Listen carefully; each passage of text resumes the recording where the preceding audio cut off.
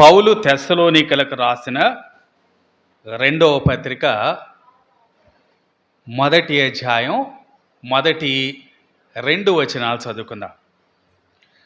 మన తండ్రి అయిన దేవుని యందును ప్రభు అయిన యేసుక్రీస్తునందును ఉన్న తెస్సలోనికైల సంఘమునకు పౌలును, సిల్వానును, తిమోతియును శుభమని చెప్పి రాయినది. తండ్రి అయిన దేవుని నుండి ప్రభు అయిన యేసుక్రీస్తు నుండి కృపయు సమాధానమును మీకు కలుగును గాక. చిన్న ప్రార్థన చేసుకుందాం. మా ప్రేమగల తండ్రి, ఉదయకాలం మీరు మాకు అనుగ్రహించిన ఈ మంచి సమయాన్ని బట్టి మీకు వందనాలు. ఆరాధనలో మీరు మమ్మల్ని నడిపించారు, మీకు వందనాలు. మరి కొంతసేపు మీ మాటల కొరకు ఎదురు చూస్తున్నాం, మీరే మాతో మాట్లాడమని. ఈ సమయాన్ని అంతటినీ మీ చేతులకు అప్పగించుకుంటూ మా ప్రభువును మా ప్రియరక్షకుడైన యేసుక్రీస్తు నామమున వేడుకొని ప్రార్థిస్తున్నాను తండ్రి, ఆమేన్. తెస్సలోనికైలకు రాసిన మొదటి పత్రిక మనం ధ్యానం చేశాం. ఇప్పుడు రెండవ పత్రికలో మనం కొన్ని వచనాలు మనం చదువుకున్నాం. మొదటి పత్రిక అపోస్తలుడైన పౌలు రాశాడు, మనకు తెలుసు. మరి రెండవ పత్రిక ఇది కూడా అపోస్తలుడైన పౌలే రాశాడు. మొదటి పత్రికలో ఉన్న ముఖ్య అంశం మన ప్రభు యొక్క రాకడ. మరి రెండవ పత్రికలో ఉన్న ముఖ్య అంశం ఇక్కడ కూడా మన ప్రభు యొక్క రాకడే. కాకపోతే అక్కడ రాకడ గూర్చిన సంగతులను ఇక్కడ రాకడ గూర్చిన సంగతులు చూసే వాళ్ళకి భిన్నంగా ఉన్నాయి. అందుకని వాళ్ళు అనుకున్నారు ఇది పౌలు రాసుండు, ఇంకెవరైనా రాసుంటారేమో అనుకున్నారు. కానీ వారు అర్థం చేసుకోలేనిది ఏంటంటే అక్కడ ఇక్కడ ఉన్నది ప్రభు రాకడే, కానీ ప్రభు రాకడలో 2 అంచెలు ఉన్నాయన్న సంగతి వారు అర్థం చేసుకోలేకపోయారు. మొదటి పత్రికలో మన ప్రభు అయిన యేసుక్రీస్తు రెండవ రాకడలోని మొదటి అంచె కదా, ఫస్ట్ ఫేజ్. ఏం చెప్పండి ఫస్ట్ ఫేజ్? మన ప్రభు అయిన యేసుక్రీస్తు సంఘం కొరకు వస్తాడు. ఎక్కడికి వస్తాడు? ఆకాశ మండలానికి వస్తాడు. సంఘము ఎత్తబడుతుంది. అది మొదటి దశ. అయితే మన ప్రభు అయిన యేసుక్రీస్తు రాకడలో రెండవ దశ కూడా ఉంది. ఆ రెంటికి మధ్య ఓ 7 సంవత్సరాల వ్యవధి ఉంది. దాన్నే మనం శ్రమల కాలం అంటాం. 7 సంవత్సరాల తర్వాత మన ప్రభు భూమి మీదకు వస్తాడు. ఎవరి కోసం వస్తాడంటే యూదుల కోసం వస్తాడు. కాబట్టి ఈ 2 అంచెలు 2 భిన్నంగా ఉండటం వల్ల వాళ్ళు అనుకున్నారు ఇది పౌలు రాస్తుండేమో అనుకున్నారు. కానీ దీంట్లో రాసిన శైలిని బట్టి చూస్తే చాలా ఖచ్చితంగా అపోస్తలుడైన పౌలు రాసిన పత్రిక అని మనం అర్థం చేసుకోవచ్చు. ఎప్పుడు రాశాడు మరి ఈ పత్రిక? అక్కడున్న పరిస్థితులను చూసి మనం ఏం అర్థం చేసుకోవచ్చు అంటే మొదటి పత్రికను రెండో పత్రికకి ఎక్కువ తేడా లేదు. అంటే చాలా కొద్ది దినాల తేడాతోనే ఈ పత్రిక కూడా రాశాడు అని మనం అర్థం చేసుకోవచ్చు. అంటే మొదటి పత్రిక రాసిన సుమారుగా కొన్ని మాసాల తర్వాత ఈ పత్రిక రాయబడింది. ఎక్కడి నుంచి రాశాడు? మొదటి పత్రిక కొరింథులోంచి రాశాడు. అపోస్తల కార్యాలు 18వ అధ్యాయం 11వ వచనంలో మనం ఇంతకుముందే మనం చూసాం. పౌలు కొరింథులో 1.5 సంవత్సరాలు ఉన్నాడు. కాబట్టి చాలా దినాలు కొరింథులో ఉన్నాడు. కాబట్టి ఈ రెండవ పత్రిక కూడా ఎక్కడి నుంచి రాశాడు? కొరింథు నుంచే రాశాడు. మొదటి పత్రిక రాసేటప్పుడు ఆయనతో పాటు ఎవరున్నారు? తిమోతి, సిల్వాను ఉన్నారు. ఇప్పుడు కూడా తిమోతి, సిల్వాను ఆయనతో పాటు ఉన్నారు. కాబట్టి రెండు కూడా ఒకే రకంగా రాయబడినటువంటి పత్రికలు అని మనం దీంట్లో అర్థం చేసుకోవచ్చు. అయితే ప్రాముఖ్యమైన సంగతి ఇప్పుడు ఈ పత్రిక ఎందుకు రాయవలసి వచ్చింది? మొదటి పత్రిక రాశాడు, బాగుంది, మళ్ళా రెండో పత్రిక రాయాల్సిన అవసరం ఎందుకు వచ్చింది? మొదటి పత్రిక ఎందుకు రాయాల్సి వచ్చిందో మనం గమనించాం. ప్రాముఖ్యమైన సంగతి ఏంటంటే నిద్రించిన ప్రియుల విషయమై వారు దుఃఖిస్తూ ఉన్నారు, అందుకని మొదటి పత్రిక రాశాడు. రెండో పత్రిక రాయటానికి 3 కారణాలు మనం చెప్పుకోవచ్చు. మొదటి కారణం ఏంటంటే మనం మొదటి పత్రిక నుంచే చూస్తూ ఉన్నాం, వాళ్ళు తీవ్రమైన శ్రమల్లో గుండా వెళ్తా ఉన్నారు. తీవ్రమైన శ్రమలు అంటే హింస అనుభవిస్తున్నారు, పర్సెక్యూషన్ అనుభవిస్తున్నారు. ఇలాంటి వాళ్ళకి ఏం కావాలా? ఆదరణ కావాలా కదా. మరి మొదటి పత్రికలో ఆదరించలేదా? ఆదరించాడు, 2 సార్లు చెప్పాడు, మనం చదువుకున్నాం కదా, మీరు ఒకరినొకరు ఆదరించుకోండి. మరి మళ్ళీ రాయాలా? కష్టాల్లో ఉన్న వాళ్ళకి ఆదరణ మళ్ళీ అవసరమా? ఖచ్చితంగా అవసరం కదా. కష్టాల్లో ఉన్న వాళ్ళని ఒకసారి ఆదరిస్తే సరిపోదు. Time and time again they need to be comforted. ఏదో ఒకసారి వాళ్ళని ఏదో ఆదరించి చక్కగా మాట్లాడా ఇంకా చాలే అనుకుంటే సరిపోదు. కష్టాల్లో ఉన్న వారిని సారికి ఆదరించాలా. కాబట్టే ఆ మొదటి పత్రిక చాలలేదు, రెండో పత్రిక కూడా రాశాడు. కాబట్టి రెండో పత్రిక మొదటి అధ్యాయంలో పౌలు వారిని ఆదరిస్తూ రాశాడు. కాబట్టి మొదటి అధ్యాయాన్ని మనం ఏం చెప్పుకోవచ్చు అంటే ఆదరణ అని మనం పిలుచుకోవచ్చు. రెండవ ప్రధానమైనటువంటి కారణం, దానికి కారణం మనకు 2వ అధ్యాయంలో కనిపిస్తుంది. చూద్దాం, చూడండి. 2వ అధ్యాయం 1వ వచనం. సహోదరులారా, ప్రభుదినం అప్పుడే వచ్చి ఉన్నట్లుగా ఆత్మ వలనైనను మాటల వలనైనను మా యొద్ద నుండి వచ్చినదని చెప్పిన పత్రికల వలనైనను ఎవడైనా చెప్పిన యెడల మీరు త్వరపడి చెంచల మనస్కులు కాకుండా వలనని బెదరకుండా వలననియు మన ప్రభు అయిన యేసుక్రీస్తు రాకడను బట్టి మనము ఆయన యొద్ద కూడుకొనుటను బట్టి మిమ్మును వేడుకొనుచున్నాను. ఈ మాటలు చూస్తే మనకేం అర్థమవుతుందంటే పౌలు మొదటి పత్రిక రాసిన తర్వాత ఎవరో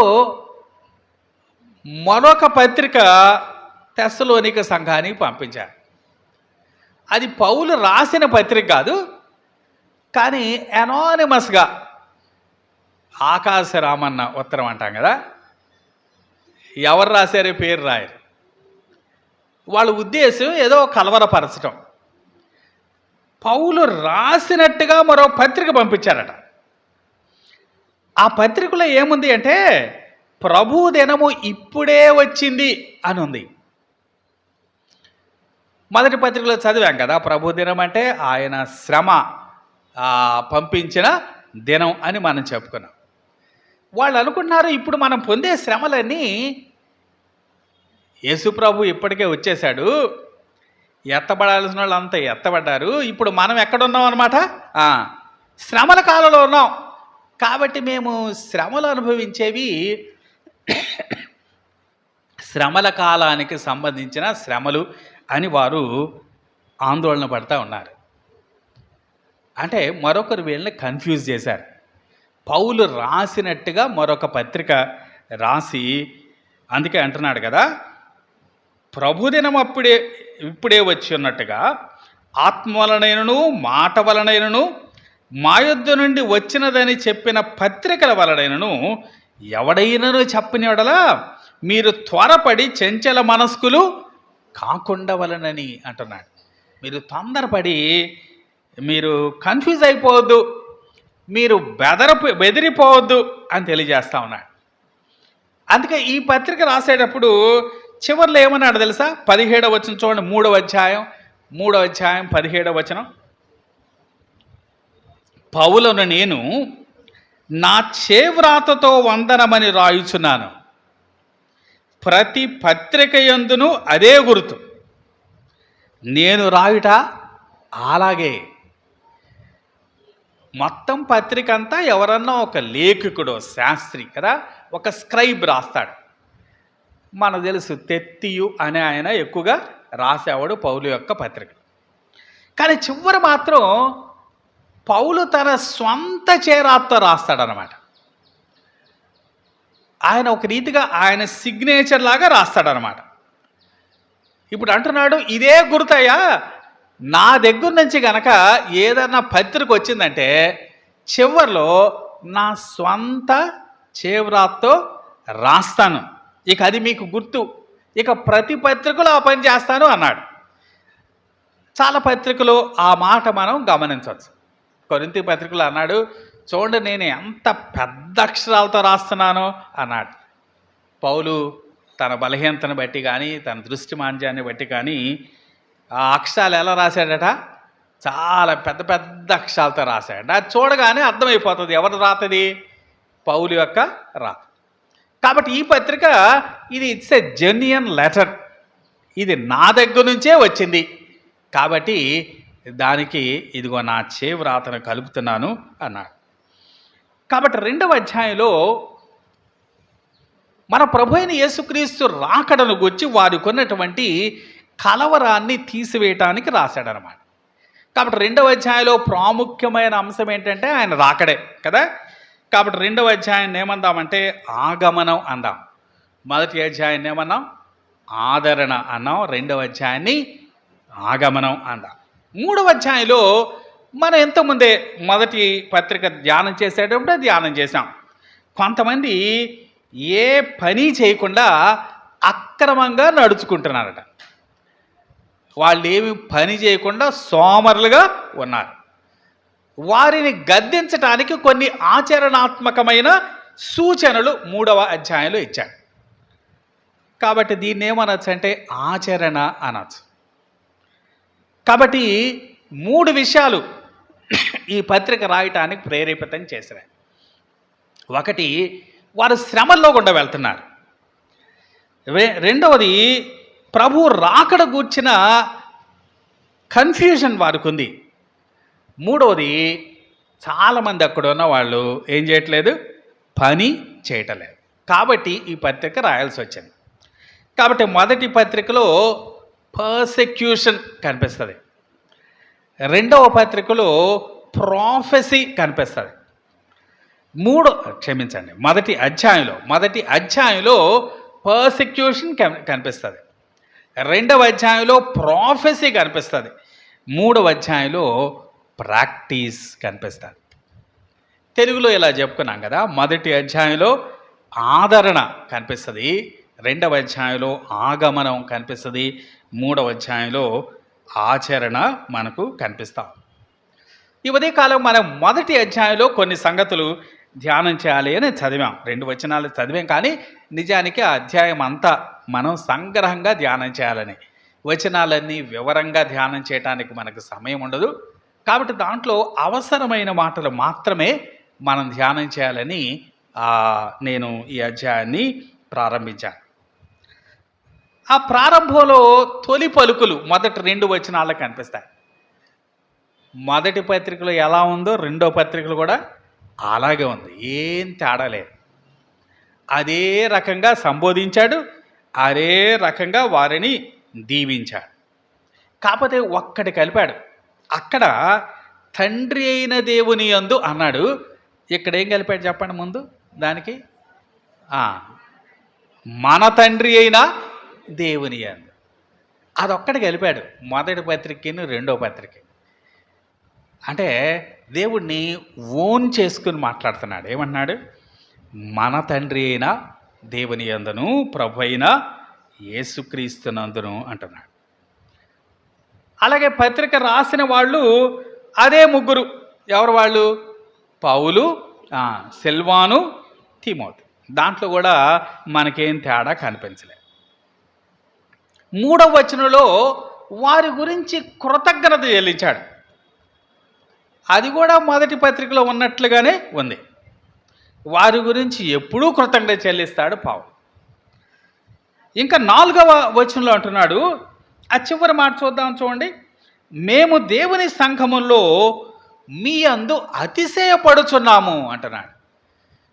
దేవుని సంఘములలో మీ అందు అతిశయపడుచున్నాం అంటే ఈ తెస్సలోనిక సంఘాన్ని గురించి మిగిలిన సంఘాల అన్నిటిలో పౌలు ఎలా చెప్తున్నాడు అనమాట, చాలా గొప్పగా చెప్తున్నాడు కదా. అందుకే మనం మొదటి పత్రిక ధ్యానం చేసేటప్పుడే తెస్సలోనిక సంఘం ఎలాంటి సంఘం అని చెప్పుకున్నాం, మాదిరి సంఘం అని చెప్పుకున్నాం కదా. నిజంగా మాదిరి సంఘం. అందుకే మిమ్మల్ని గురించి నేను చెప్పుకోవటానికి చాలా అతిశయిస్తున్నానయ్యా, నేను గర్విస్తున్నాను అంటున్నాడు. వారికున్న విశేషమైన లక్షణాలు, చాలా యంగ్ చర్చ్ అని కూడా చెప్పుకున్నాం. అప్పుడే ప్రారంభించబడిన సంఘం, కానీ చాలా మాదిరికరంగా ఉంది అని చెప్పుకున్నాం. మొదటి పత్రికలో 3 సంగతులు ప్రస్తావించాడు కదా. విశ్వాసముతో కూడిన మీ పని, ప్రేమతో కూడిన మీ ప్రయాస, నిరీక్షణతో కూడిన మీ ఓర్పు. విశ్వాసం, ప్రేమ, నిరీక్షణ, వారికున్న 3 గొప్ప కృపలు దివ్యంగా చెప్పాడు మొదటి పత్రికలో. ఈ పత్రికలో కూడా అదే చెప్తున్నాడు. వారి విశ్వాసం ఎలా ఉందట, 3వ వచనం చూద్దామా. 3వ వచనం, సహోదరులారా, మేము ఎల్లప్పుడూ మిమ్మల్ని గూర్చి దేవుని కృతజ్ఞతాస్తుతులు చెల్లించుటకు బద్ధులమై ఉన్నాము. ఇది యుక్తమే. ఏలయనగా మీ విశ్వాసము బహుగా అభివృద్ధి పొందుచున్నది. తర్వాత మాట, మీ అందరిలో ప్రతివాడును ఎదుటివాని ఎడల చూపు ప్రేమ విస్తరించుచున్నది. విశ్వాసం అభివృద్ధి చెందుతుందట, ప్రేమ విస్తరిస్తుందట. ఈ మాటలు మొదటి పత్రికలో కూడా చూసాం మనం. అంటే అదే విధానాన్ని కొనసాగిస్తున్నారు వీళ్ళు. విశ్వాసం అనంతంగా అభివృద్ధి చెందుతుంది, అలాగే ప్రేమ కూడా అనంతంగా విస్తరిస్తాం. అన్ఎండింగ్ గ్రోత్ అన్నమాట కదా. ఆ అభివృద్ధికి ఇంకా పరిమితి పెట్టాల్సిన అవసరం లేదు. అలాంటి అభివృద్ధికి విశ్వాసుకుంటే ఎంత గొప్ప ధన్యత. మనుషులు చాలా విషయాల్లో ఎదుగుతారు కదా. ఏంటో ఎదుగుతారు, ఒకటి వయసు పెరుగుద్ది కదా, ఇంకేం పెరుగుతాయి, బుద్ధి కూడా పెరిగినట్టు ఉంటుంది. పెరిగిందో లేదో తెలియదు ఒక్కప్పుడు. వయసుతో పాటు మధ్యలో ఒక మధ్య ప్రదేశ్ కూడా పెరుగుతుంది కదా. ఇవన్నీ పెరుగుతాయి, కానీ అవి పెరగటం గొప్ప కాదు. ఏం పెరగాల? విశ్వాసం పెరగాల, ప్రేమ పెరగాల. దానికి పరిమితే లేదు, ఎంతకైనా పెరగొచ్చాయి. అవి పెరుగుతున్నాయట, ఇంకా పెరుగుతున్నాయట. మొదటి పత్రిక రాసేటప్పుడు అసలు ప్రేమ గురించి మీకు రాయవసరం లేదన్నాడు కదా. అక్కడ గ్రోయింగే, ఇక్కడ కూడా గ్రోయింగే. ఎప్పుడు కూడా ఈ అభివృద్ధిలో ఆగిపోయేది తెస్సలోనిక సంఘంలో కనిపించలేదు.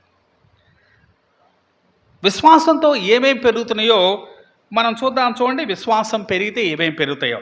ఇప్పుడు 3వ వచనంలో చూసాం కదా. విశ్వాసం పెరిగితే విశ్వాసంతో పాటు ఏం పెరిగింది? ప్రేమ కూడా పెరిగింది కదా. విశ్వాసము ప్లస్ ప్రేమ 2 కూడా పెరిగింది. ఆ తర్వాత విశ్వాసంతో పాటు మరొకటి కూడా పెరుగుతుంది. ఎక్కడ చూద్దాం, చూడండి. మనం 4వ వచనం చూద్దాం. అందువలన మీ హింసలన్నిటిలోనూ, మీరు సహించుచున్న శ్రమలలోనూ మీ ఓర్పును విశ్వాసమును చూచి. విశ్వాసంతో మరొకటి పెరుగుద్దట. ఏం పెరుగుద్ది? ఓర్పు కూడా పెరుగుతుంది. అలాగే క్రిందకు వద్దాం, చూడండి. క్రిందకు వద్దాం. 12వ వచనం చివరి మాటలు నేను చదువుతాను. విశ్వాసయుక్తమైన ప్రతి కార్యమును బలముతో సంపూర్ణము చేయొచ్చు. విశ్వాసంతో ఏం పెరుగుద్ది? బలం పెరుగుతుంది కదా. విశ్వాసంతో ప్రేమ పెరుగుద్ది, విశ్వాసంతో ఓర్పు పెరుగుద్ది, విశ్వాసంతో బలం పెరుగుతుంది. Faith plus love, faith plus patience, faith plus power. కాబట్టి విశ్వాసం పెరిగితే దాంతోపాటు సమాంతరంగా పెరిగేవి అన్నమాట. విశ్వాసంతో ప్రేమ, ఓర్పు, అలాగే బలం కూడా పెరుగుతుంది. వారి జీవితాల్లో, ఆ సంఘంలో ఇలాంటి ఎదుగుదల అపొస్తలుడైన పౌలు చూస్తూ ఉన్నాడు. ముందుగానే చెప్పుకున్నాం కదా, 2 పత్రికల్లో కూడా ఆయన రాకడే ముఖ్యాంశం. ప్రభు రాకడ గూర్చి గ్రీకు భాషలో అపొస్తలుడైన పౌలు ఒక మాట ఉపయోగించాడు. పెరౌజియా అనే మాట ఉపయోగించాడు.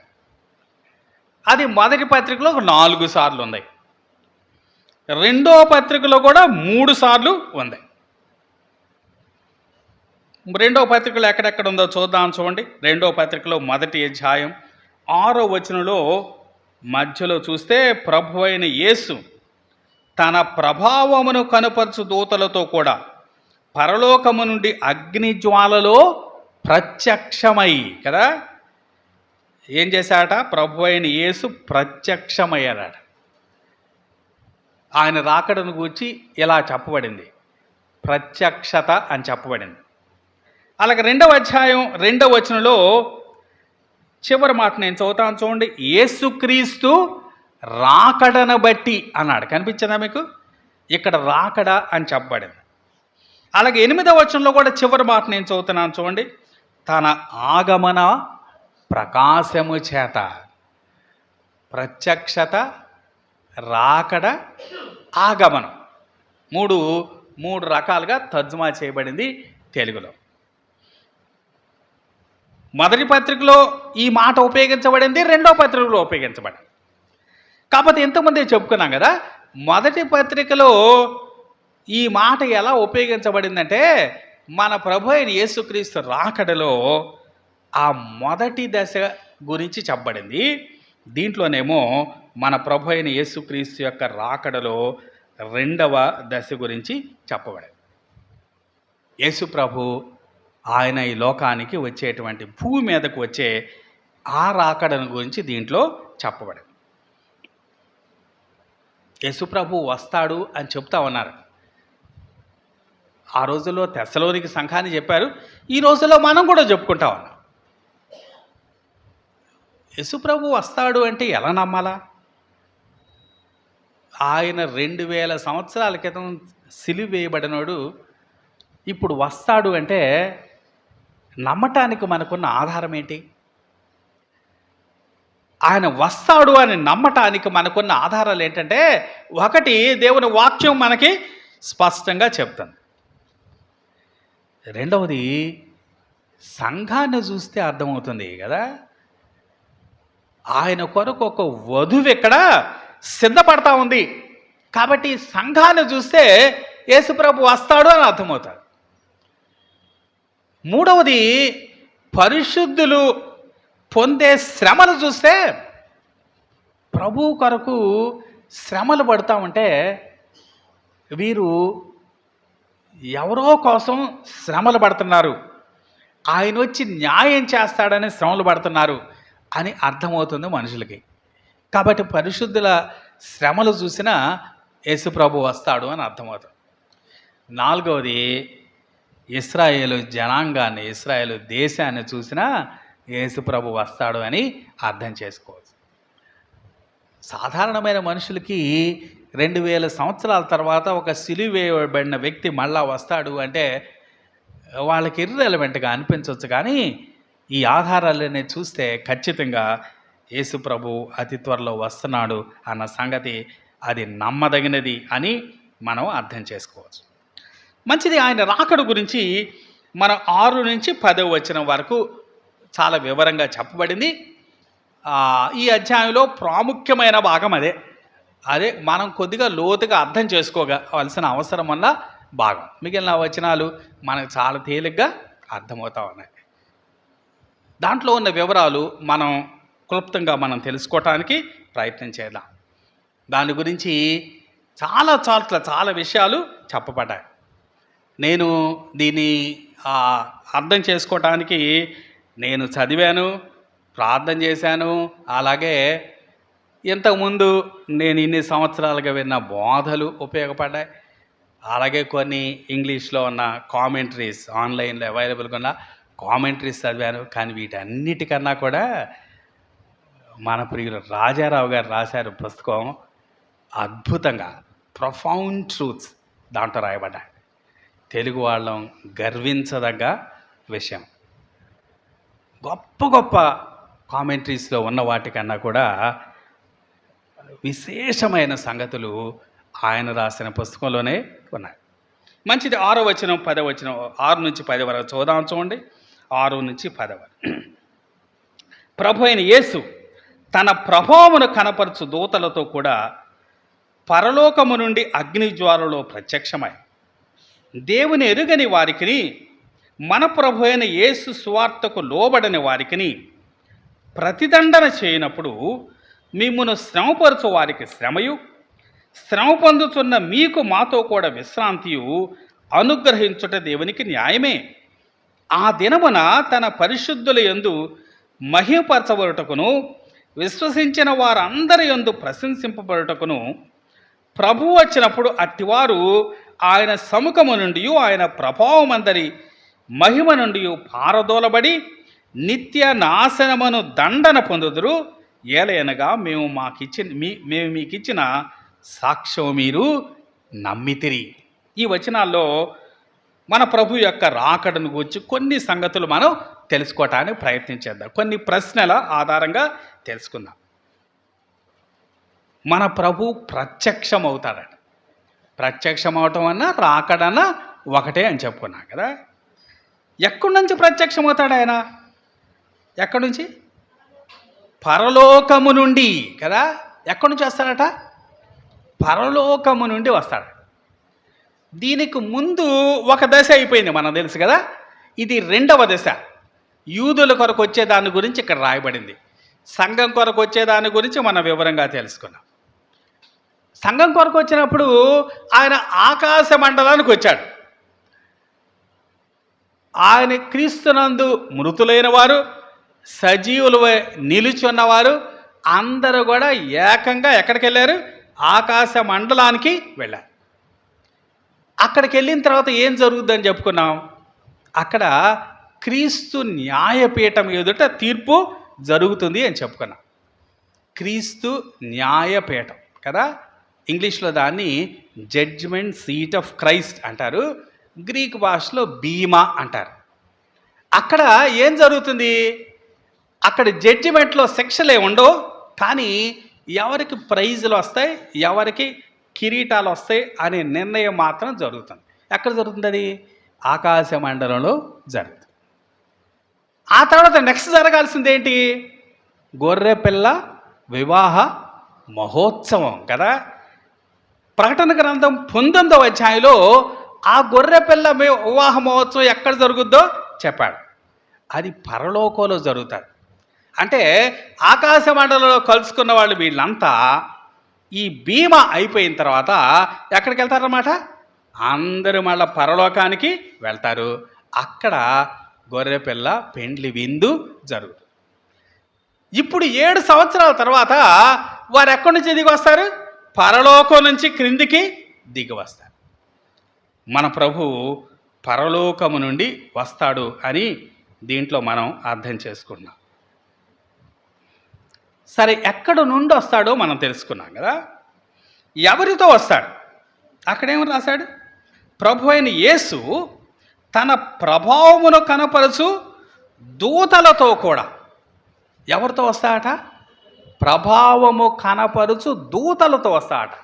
మైటీ ఏంజల్స్తో వస్తాడు. యోధా పత్రిక 14-15 వచనాల్లో అక్కడేమో రాయబడిందంటే వేవేల పరిశుద్ధుల పరివారముతో వచ్చెను అని రాయబడి. అంటే ఆయనతో పాటు ఎవరెవరు వస్తారన్నమాట? పరిశుద్ధులంతా వస్తారు. వేవేల పరిశుద్ధుల పరివారం వస్తే దాంతోపాటు ఎవరు వస్తారు? ఆయన దూతలు కూడా వస్తారు. పాత నిబంధనలో దేవుడు ఆయన వచ్చినప్పుడల్లా ఆయనతో పాటు దూతలు వచ్చారు. చాలా సందర్భాల్లో కొందరు దూతలు ఆయనతో పాటు వచ్చారు. ఈసారి మాత్రం ఎంతమంది దూతలు వస్తారు చూద్దాం. చూడండి, మత్తయి సువార్త 25వ అధ్యాయం 31వ వచనం చూద్దాం. మత్తయి సువార్త 25వ అధ్యాయం 31వ వచనం.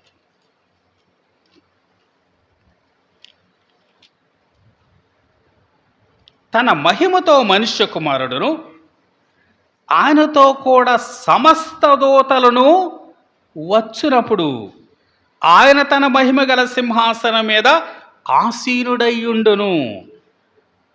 మళ్ళా చదువుదామా? ఆయనతో కూడా సమస్త దూతలను వచ్చినప్పుడు. ఇంతకుముందు ప్రభు వచ్చినప్పుడు కొందరు దూతలు వచ్చి ఉండొచ్చు, కానీ ఇప్పుడు మాత్రం ఎంతమంది వస్తారట? సమస్త దూతలు వచ్చేస్తారట. వేవేల పరిశుద్ధుల పరివారం వస్తుంది. సమస్త దూతలు, ఆల్ మైటీ ఏంజల్స్ అందరూ ఆయనతో వస్తారండి. అది చూడటానికి ఎంత గంభీరంగా ఉంటుంది చెప్పండి, ఎంత స్పెక్టికల్, ఎంత అద్భుతంగా ఉంటుంది అది. ఆయన వచ్చేటప్పుడు ఎవరితో వస్తాడో కూడా దీంట్లో రాయబడింది. అలాగే ఎలా వస్తాడు అట? మళ్ళీ చూద్దామా? పరలోకము నుండి అగ్ని జ్వాలలో ప్రత్యక్షమై, అగ్ని జ్వాలలతో వస్తాడు. పాత నిబంధనలో ఒకసారి ఆయన ఇలా వచ్చాడు, మనందరూ తెలుసు కదా. ఒక కొండ మీదకి అగ్ని జ్వాలలతో వచ్చాడు. ఏం కొండ అంటాం దాన్ని? సీనాయి కొండ అంటాం కదా, నిర్గమకాండం 19వ అధ్యాయం. అదొక సూచన మాత్రమే, కానీ ఓ రియాలిటీ.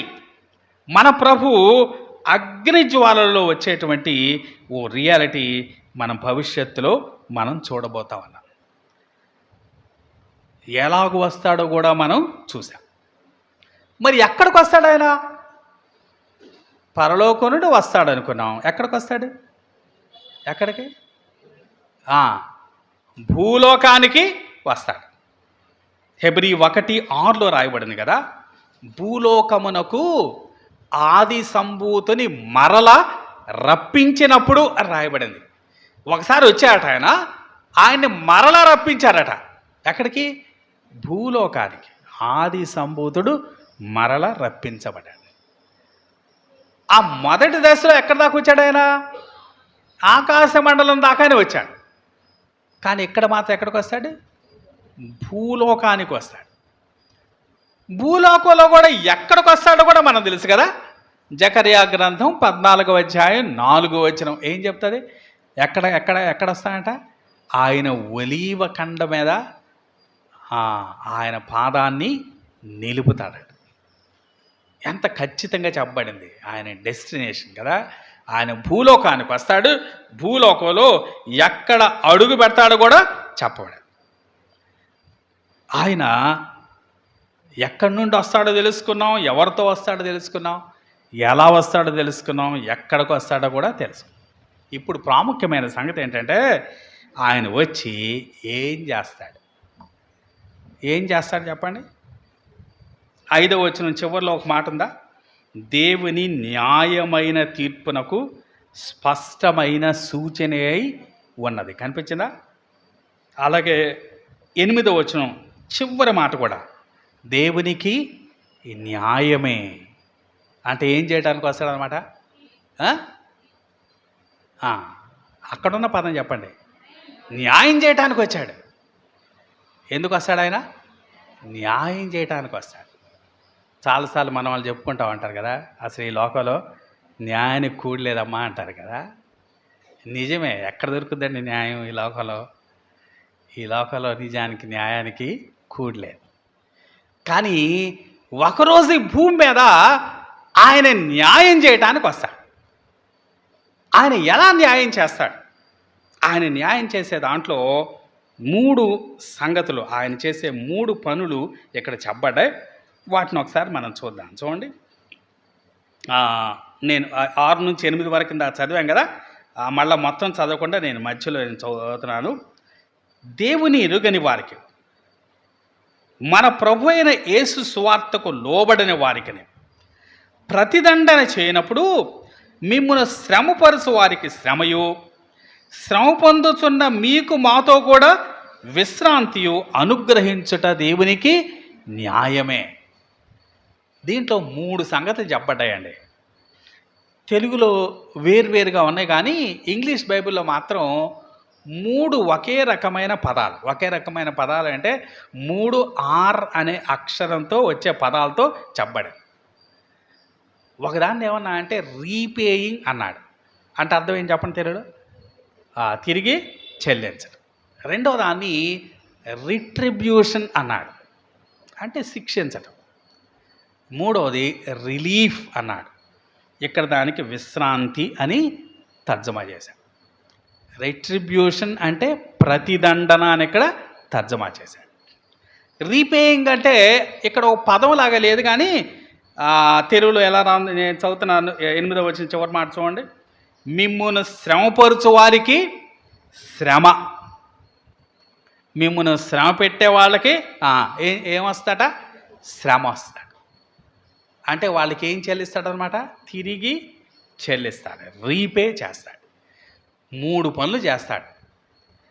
రీపేయింగ్ చేస్తాడు, రెట్రిబ్యూషన్ చేస్తాడు, రిలీఫ్ కూడా ఇస్తాడు.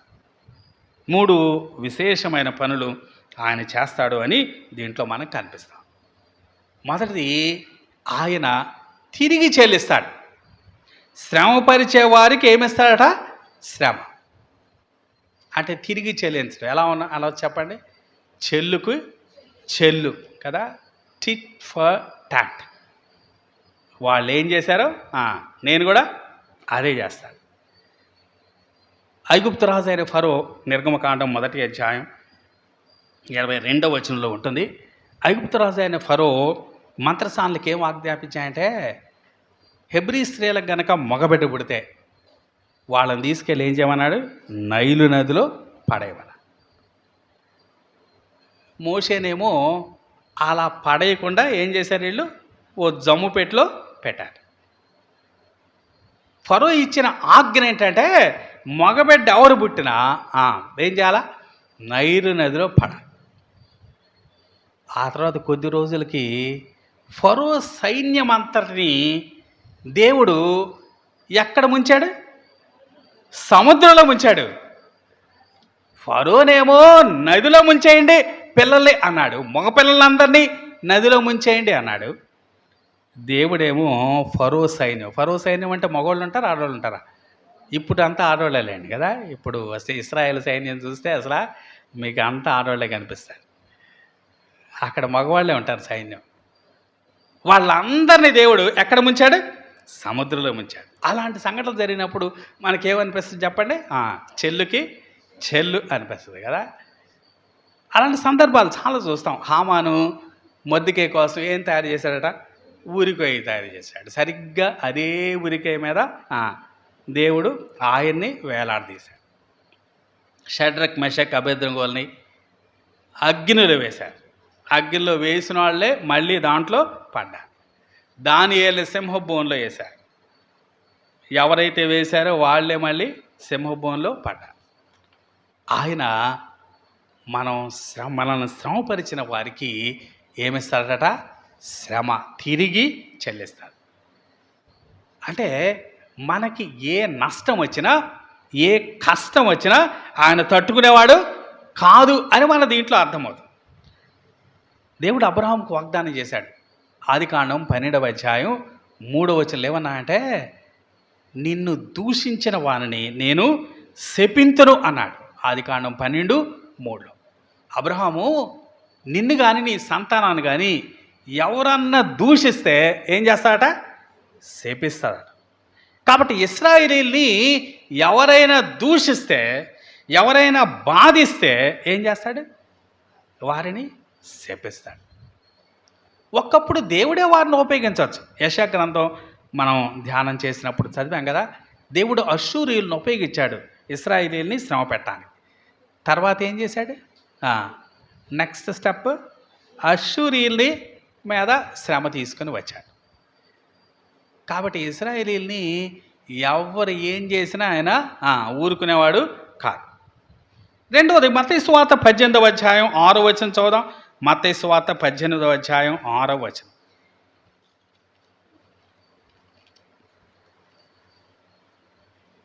నాయందు విశ్వాసముంచు ఈ చిన్నవారిలో ఒకనిని అభ్యంతరపరచువాడెవడో వాడు మెడకు పెద్ద తిరుగటిరాయి కట్టబడిన వాడై మిక్కిలి లోతైన సముద్రంలో ముంచివేయబడట వానికి మేలు. నా యందు విశ్వాసముంచు ఈ చిన్నవారిలో. ఎవరు చెప్పండి? నా యందు విశ్వాసముంచు చిన్నవారు అంటే ఎవరు? మనమే కదా. ఆయన యందు విశ్వాసం ఉంచిన వాళ్ళం ఎలాంటి వాళ్ళం? చిన్నవాళ్ళం. చిన్నవాళ్ళు అంటే అర్థం ఏంటి? చాలా బలహీనులు. ఇలాంటి వాడిని కనుక ఎవరన్నా అభ్యంతరపరిస్తే వాడిని ఏం చేయటం బెటర్ అంటున్నాడు. అంటే వాడికి యాక్చువల్గా జరిగేది అంతకన్నా ఘోరమైంది. అందుకని బెటర్ ఏంటంటే వాడు మెడక్కి తిరగటిరాయి కట్టి సముద్రంలో ముంచేస్తే అది వాడికి బెటర్ ప్లేస్ అంటున్నాడు. యాక్చువల్గా నేను అతనికి ఇచ్చే ప్లేస్ అంతకన్నా వర్స్ ప్లేస్ అన్నమాట. కాబట్టి ఇశ్రాయేలీని ముట్టుకున్నా ఆయన ఊరుకునేవాడు కాదు. ఆయన బిడ్డల్ని విశ్వాసాలను ముట్టుకున్న ఆయన ఊరుకునేవాడు కాదు. మిమ్మును ముట్టినవాడు నా కంటి పాపను ముట్టినట్టే అన్నాడు. మనల్ని ఎవరన్నా ముట్టుకుంటే అట ప్రభు యొక్క కంటి పాపను ముట్టుకున్నట్ట. కంటి పాప ముట్టుకుంటే ఎవరైనా ఊరుకుంటారండి? నా కంటి పాపను ముట్టినట్టు అంటున్నాడు. అవును, ఆయన తిరిగి చెల్లిస్తాడు. రెండవది, ఆయన ప్రతిదండన చేస్తాడు, రెట్రిబ్యూషన్. కొన్ని తర్జుమాల్లో ఇన్ఫ్లిక్టింగ్ వెంజన్స్ అని కూడా ఉంది. మన దేవుడు ప్రతిదండన చేసే దేవుడు. యెషయా గ్రంథం 59వ అధ్యాయం 18వ వచనంలో చదవదులేండి. ప్రతిదండనను వస్త్రముగా ధరించుకొనును అని ఉంది. దేవుడి దేన్ని వస్త్రంగా ధరిస్తాడట? ప్రతిదండాన్ని. అలాగే యెహెజ్కేలు గ్రంథం 25వ అధ్యాయం 14వ వచనంలో చాలా మాటలు చెప్పాయండి. అక్కడ మీరు తర్వాత చదవండి, మన సమయం లేదు. అక్కడ ఏమన్నా అంటే నా పగ, నా కోపం, నా రౌద్రం, నా క్రోధం తెలుసుకోండి మీరు అన్నాడు. ఎన్ని పదాలు వాడాడు తెలుసా? నా పగ, నా కోపం, నా రౌద్రం, నా క్రోధం మీరు తెలుసుకోండి అన్నాడు. ఆయన పగ ఎలా ఉంటుందో ఆ మాటల్లో చెప్పాడు. తప్పక సంబంధ వచనం మీరు ఇంటికి వెళ్ళిన తర్వాత యెహెజ్కేలు గ్రంథం 25వ అధ్యాయం 14వ వచనం. కానీ ఆయనకు కోపం ఉంది, పగ ఉంది, రౌద్రం ఉంది. కానీ ఎక్కడ న్యాయం తప్పడు సుమాయన? యోబు గ్రంథం 37వ అధ్యాయం 23వ వచనం చదువుదాం చూడండి. యోబు గ్రంథం 37వ అధ్యాయం 23వ వచనం. సర్వశక్తుడగు దేవుడు మహాత్మ్యము గలవాడు, ఆయన మనకు అగోచరుడు, న్యాయమును నీతిని ఆయన ఏమాత్రమును చెరుపడు. న్యాయమును నీతిని ఆయన ఏమాత్రము చెరుపడు. ఇంత కోపం ఉన్నా, ఎంత పగ ఉన్నా, ఎంత క్రోధం ఉన్నా, ఎన్నున్నా కానీ ఎక్కడ కూడా హీ డజంట్ వైలేట్ జస్టిస్ కదా. న్యాయాన్ని, నీతిని ఎక్కడ కూడా వైలేట్ చేసేవాడు కాదు. మనుషులకు గనక ఈ ఇమోషన్స్ అన్నీ ఉన్నాయి అనుకోండి, ఏం చేస్తాడు చెప్పండి? తప్పకుండా శృతి మించుద్ది అది కదా. మన యొక్క మన మేరను దాటుతుంది. కానీ దేవునికి ఈ భావోద్రేకాలు అన్నీ ఉన్నా కూడా ఎక్కడ ఆయన న్యాయము తప్పేవాడు కాదు. ఆయన ప్రతిదండన చూపిస్తాడు. ఎవరి మీద ప్రతిదండన చూపిస్తాడు? చదువుదామా మళ్ళా వచనం? మధ్యలో చదువుతున్నా నేను, గమనించండి. అగ్ని జ్వాలలో ప్రత్యక్షమై దేవుని ఎరుగని వారికి. 6 నుంచి 10 వచనాలు మనం ధ్యానం చేస్తా ఉన్నాం. మీ దృష్టి దాని మీద ఉంచండి. దేవుని ఎరుగని వారికిని, మన ప్రభు అయిన యేసు సువార్తకు లోబడని వారికిని ప్రతిదండన చేయనప్పుడు. ఇద్దరు గురించి చెప్పాయండి. ఒకటి దేవుని ఎరుగని వారు, రెండవది సువార్తకు లోబడనివారు. బ్రాడ్గా చెప్పాలంటే మనం ఒక ఇర్మియా గ్రంథం 10వ అధ్యాయం 25వ వచనంలో రాయబడి ఉంటుంది, మిమ్మును ఎరుగని అన్యజనులు అని రాయబడి ఉంటుంది. కాబట్టి దేవుని ఎరుగని వారు అంటే ఎవరన్నమాట? అన్యులు. సువార్తకు లోబడని వారంటే ఎవరు? యూదులే. సువార్త మొట్టమొదట ఎవరు ప్రకటించబడింది? యూదులకే కదా. మొట్టమొదటి యెరూషలేములోనే పేతురు సువార్త ప్రకటించాడు. కాబట్టి దేవుని ఎరుగని వారు అంటే అన్యులు, రెండవది సువార్తకు లోబడిన వారంటే యూదు. అది బ్రాడ్గా చెప్తాయి. కానీ అలా కాకుండా దేవుని ఎరుగని వారు అంటే ఎవరో మనందరూ బాగా తెలుసు కదా. యోహాను సువార్త 17వ అధ్యాయం 3వ వచనం చెప్తుంది కదా, అద్వితీయ సత్య దేవుడైన నిన్నును నీవు పంపిన యేసుక్రీస్తును ఎరుగటయే నిత్య జీవం కదా. అంటే యేసు ప్రభువుని ఎరగటమే అంటేనే రక్షించబడ్డం. కాబట్టి రక్షించబడనోడందరిని ఏమనాలా? దేవుని ఎరుగని వాళ్ళు అనాలి.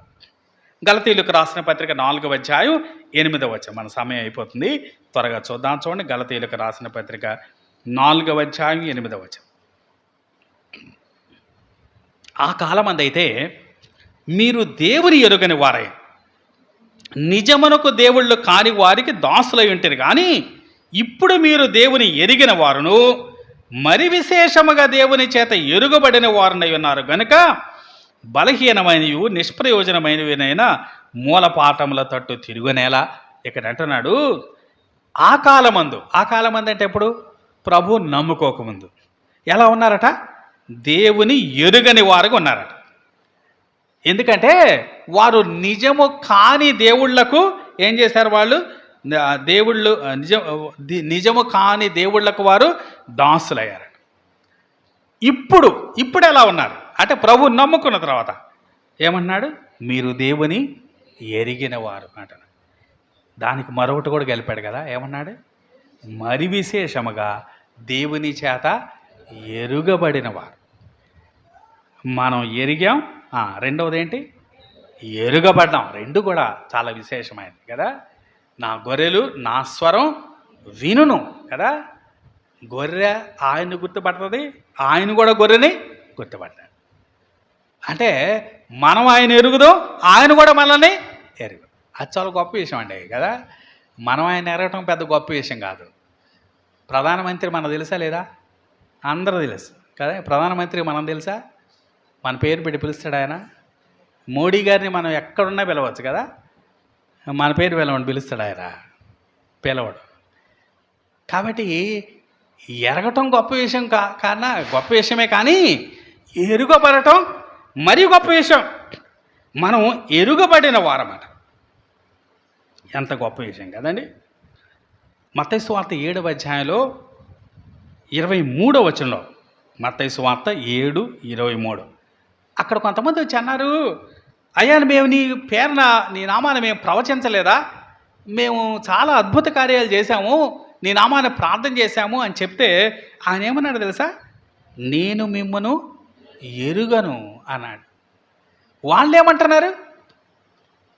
నువ్వు మాకు తెలుసయ్యా, మేము నిన్ను ఎరుగుదాం, నిన్ను చూసాం మేము. అరే నువ్వు చేసిన పనులని మేము చేసాం, నీకు ప్రార్థన చేసాం, ఇదిగో నీ నామాన్ని మేము ప్రవచనం కూడా చేసాం, నిన్ను మేము ఎరుగుదాం అని వాళ్ళంతా అంటా ఉంటే ప్రభు ఏమంటున్నాడు? నేను మిమ్మల్ని ఎరగను అంటున్నాడు. కాబట్టి మనం ఆయన ఎలా ఎరగాలంటే ఆయన మనల్ని ఎరిగేటట్లుగా ఎరగాలన్నమాట. అది నిజమైన రక్షణ అంటే. కాబట్టి మనం ఆయన ఎరిగిన వారు, అలాగే ఎరుగబడిన వారు. కొంతమంది ఉంటారు. తీతు పత్రిక 1వ అధ్యాయం 16వ వచనం చూద్దాం. చూడండి, తీతు పత్రిక 1వ అధ్యాయం 16వ వచనం. దేవుని ఎరుగుదమని వారు చెప్పుకొందురు కానీ అసహ్యులను అవిధేయులను ప్రతి సత్కార్యం విషయమై భ్రష్టులనై ఉండి తమ క్రియల వలన ఆయనను ఎరుగమన్నట్టున్నారు. వీళ్ళు ఎలాంటి వాళ్ళు అంటే చెప్పటమేమో ఏం చెబుతున్నారు? దేవుని ఎరుగుదాం అంటున్నారు. కానీ వాళ్ళ క్రియలు ఏం చెప్తున్నాయట? వాళ్ళు ఎరగరు అని చెప్తారు. వీళ్ళు పేరుకు మాత్రం క్రైస్తవులు. కాబట్టి వీళ్ళను కూడా ఈ కేటగిరీలో లెక్కించాల్సిందే. ప్రతిదండన పొందేవారిలో వీరిని కూడా లెక్కించాల్సిందే. దేవుని ఎరగని వారు, దేవుని చేత ఎరగబడిన వారు, తమ క్రియల ద్వారా దేవుని ఎరుగమన్నట్టున్నవారు, వీళ్ళందరూ కూడా ఏం చేయబడతారు? వారికి ప్రతిదండన కలుగుతుంది అని మనం దీంట్లో చూస్తాం. రెండవది, సువార్తకు లోబడనివారు. సువార్తకు లోబడినవారు.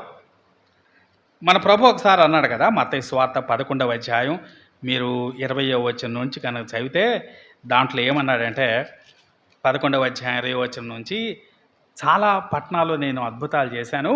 21 చదువుతున్నాను చూడండి. నేను, అయ్యో కొరాజీనా, అయ్యో బేత్సయిదా, మీ మధ్యను చేయబడిన అద్భుతములు తూరు సీదోను పట్టణములో చేయబడిన యెడల ఆ పట్టణముల వారు పూర్వమే గోనె పట్ట కట్టుకొని బూడిద వేసుకొని మారు మనస్సు పొంది ఇద్దరు. అయ్యో కొరాజేనా, అయ్యో బేత్సయిదా, మీ మధ్య నేను చాలా గొప్ప కార్యాలు చేశాను. తూరు సీదోను ప్రాంతాల్లో కనుక నేను చేసిన ఈ కార్యాలన్నీ చేస్తుంటే వాళ్ళు ఏం చేస్తుండే, వాళ్ళు గోనె పట్ట కట్టుకొని మారు మనసు పొందేవాడు. విమర్శ దినమందు మీ గతి కంటే తూరు సీదోను పట్టణంలో వారి గతి ఓర్వతగినది అంటున్నాడు. అలాగే 23వ వచనంలో, కపెర్నహూమ ఆకాశం మట్టుకు హెచ్చింపబడినదానా అని దాని గురించి ఏమంటున్నా అంటే 24వ వచనంలో, విమర్శ దినమందు నీ గతి కంటే సొదోమ దేశపు వారి గతి ఓర్వతగినదై ఉండును అంటున్నాడు. తూరు సీదోనులో ఆయన కార్యాలు ఏం చేయలేదు, అలాగే సొదోమలో కూడా ఆయన కార్యాలేమీ చేయలేదు. ఇక్కడ చాలా కార్యాలు చేశాను, కొరాజేరా, బేత్సయిదా, కపెర్నహూములో, కానీ మీరు లోబడలేదు కదా, స్వార్థకు లోబడిన వారు. కాబట్టి విమర్శదనమాట వారి గతి మీకన్నా ఓర్వదగినది. ఈ మాటలను బట్టి నరకంలో కూడా డిగ్రీస్ ఉంటాయని మనం అర్థం చేసుకుంటున్నాం కదా. విమర్శదనాన నరకంలో కూడా డిగ్రీస్ ఆఫ్ పనిష్మెంట్ ఉంటుంది అని మనం అర్థం చేసుకుంటాం. ఎందుకంటే స్వార్థ విన్నవారు విని లోబడలేదు, అసలు స్వార్థ వినబడినాడు. మొత్తానికి గతి మాత్రం అందరికీ శిక్ష ఉంది. సొదొమ వాళ్ళని స్పేర్ చేయలేదు స్వార్థ వినలేదని, అలాగే తూరు సీదోన్లు కూడా స్పేర్ చేయలేదు. కాకపోతే వాటికన్నా దేనికి ఎక్కువ శిక్ష అన్నాడు, కొరాజేనా, బేత్సయిదా, కపెర్నహూముకి ఎక్కువ శిక్ష.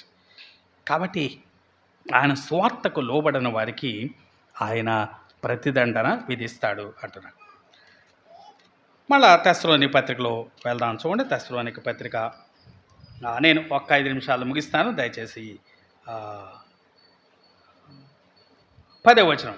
ఆ దినమున తన పరిశుద్ధుల యందు మహిమపరచబడుటకును విశ్వసించు వారందరి యందు ప్రశంపబడుటకును ప్రభువు వచ్చినప్పుడు అట్టివారు ఆయన సముఖము నుండి ఆయన ప్రభావం అందరి మహిమ నుండి పారదోలబడి నిత్య నాశనమను దండన పొందుదురు. ప్రతిదండన అని పైన అన్నాడు, ఇక్కడేమన్నాడు, నిత్య నాశనమనే దండన. అంటే ఈ దండన అంటే ఏంటట, నిత్య నాశనం. ఇది చాలామందికి అర్థం చేసుకోవటానికి చాలా కష్టమైనటువంటి విషయం. అరే నిత్య నాశనం అంటే ప్రతిదండన ఏదో కొద్ది రోజులు ఉంటుందంటే నమ్మగలం, కానీ అసలు నిత్యం ఎలా ఉంటుంది? దేవుడు ప్రేమ గలవాడు, అలా శిక్షిస్తాడా అని కొందరి ఆలోచన. మరికొందరి ఆలోచన ఏంటంటే, చాలామంది దేవుని నామాన్ని ఎరుగని వాళ్ళు చాలా మంచిగా జీవించిన వాళ్ళు ఉన్నారు. వాళ్ళందరూ యుగ యుగాలు ఆ దండన అనుభవిస్తూనే ఉండాలా? అలాగే కొంతమందికి అనిపిస్తుంది నేరం కన్నా శిక్ష చాలా ఎక్కువగా ఉంది అనిపిస్తుంది. వీటన్నిటిని బట్టి దీన్ని అర్థం చేసుకోవటం మనుషులకు చాలా చాలా కష్టంగా ఉంది. అయినా దేవుని వాక్యమే మనకు ప్రామాణికం, మన ఊహలు మన ఆలోచనలు కాదు. ఒకప్పుడు మన ఆలోచనలకి అందకపోవచ్చు, అందక కొన్ని వారికి ఇష్టమైన థీరీస్ ఏర్పాటు చేశారు. కొంతమంది ఏమన్నారంటే, ఈ ప్రతిదండన కొంతకాలం ఉంటుంది, ఆ తర్వాత ఇక మనం ఉనికిలో లేకుండా పోతాం. దాన్ని ఏమన్నారంటే ఎనిహిలేషనిజం అంటారు. అంటే ఇంకా అసలు మనం అంటే ఉనికే ఉండదు, నిర్మూలం అయిపోతాం అని కొంతమంది అన్నారు. మరికొంతమంది అన్నారు, కొంతకాలం ప్రతిదండన అనుభవించిన తర్వాత మళ్ళా దేవుడు మనల్ని అందరినీ రక్షిస్తాడు. కొలస్సే 1:20లో ఉన్న మాటను ఆధారంగా వాళ్ళు ఏం చెప్తారంటే, ఒకసారి చూద్దాం. కొలస్సే 1:20.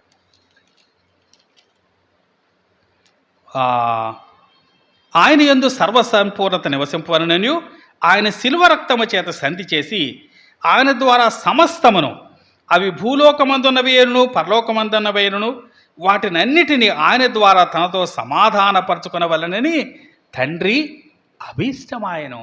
ఆయన ఒకరోజు అన్నిటినీ ఆయనతో సమాధానపరుచుకుంటాడు, అందరినీ రక్షిస్తాడు అని కొందరు ప్రవేశపెట్టారు. ఇందాక దాన్నేమో ఎన్నిహిలేషనిజం అంటారు, దీన్నేమో యూనివర్సలిజం అంటారు.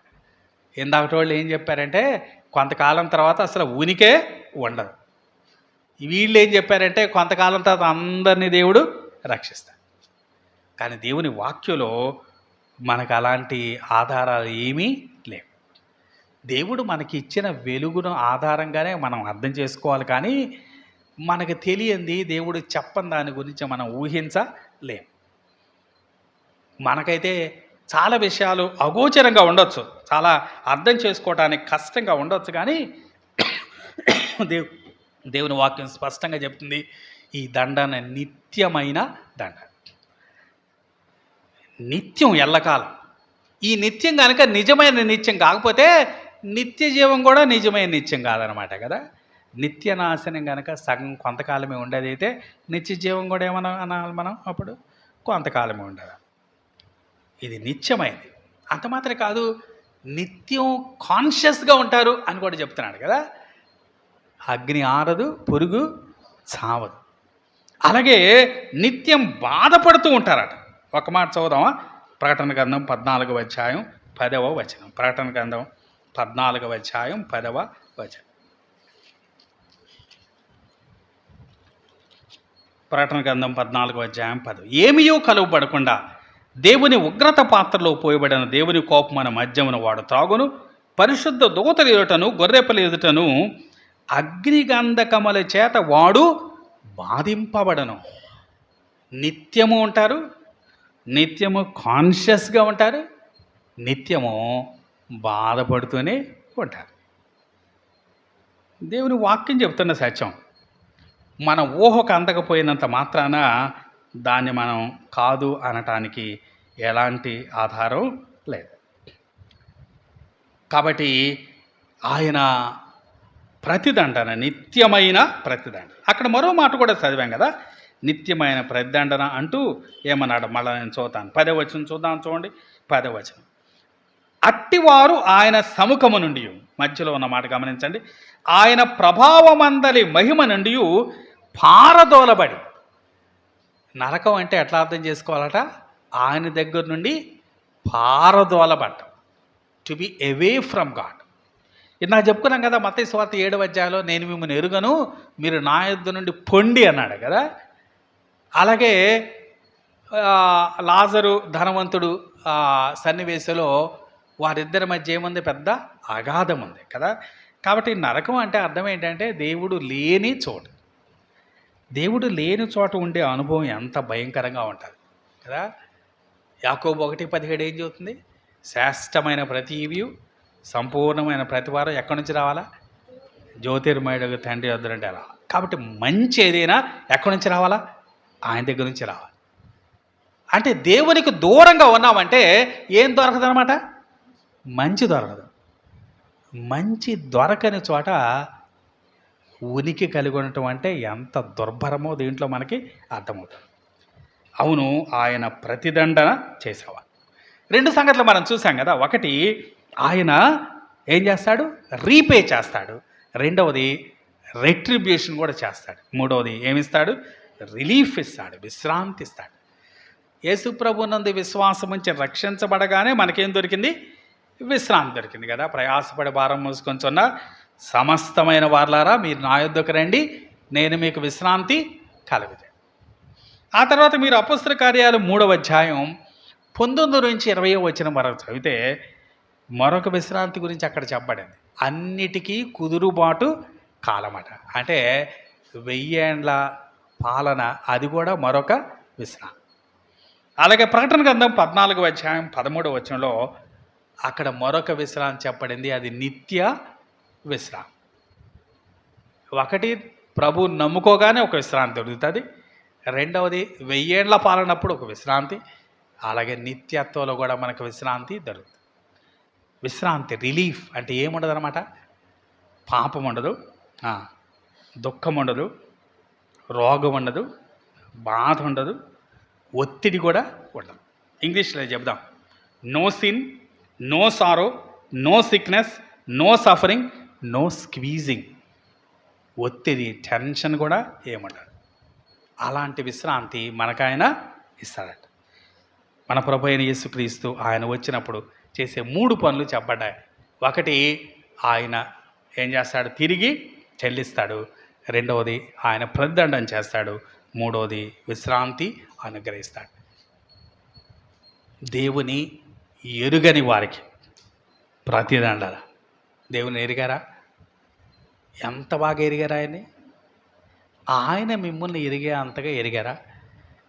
దేవుని చేత ఎరుగుబడే అంతగా ఎరిగారా? ఆయన సువార్తను వింటున్నాం ఎంతో కాలం నుంచి. సువార్తకు లోబడ్డారా? ఈ 2 పనులు మీ జీవితాల్లో లేకపోతే ప్రతిదండన కొరకు ఎదురు చూడవలసి ఉంటుంది. దేవుని ఎరిగిన అనుభవం ఉంటే, సువార్తకు లోబడిన అనుభవం అంటే, దానికి ప్రతిగా ఏం దొరుకుతుంది? విశ్రాంతి దొరుకుతుంది, రిలీఫ్ దొరుకుతుంది. ఈ మధ్యాహ్న కాలపు వేళ ఇంకా యేసుప్రభునందు విశ్వాసం ఉంచని వారు ఎవరైనా ఉంటే, ప్రభు అయిన యేసుక్రీస్తు నామమునందు విశ్వాసం ఉంచి రక్షించబడి దేవుని బిడ్డలుగా తీర్చబడాలని దేవుని వాక్యం ద్వారా మనం హెచ్చరింపబడుతున్నాం. దేవుడి మాటలు మన కొరకు దీవించునుగాక.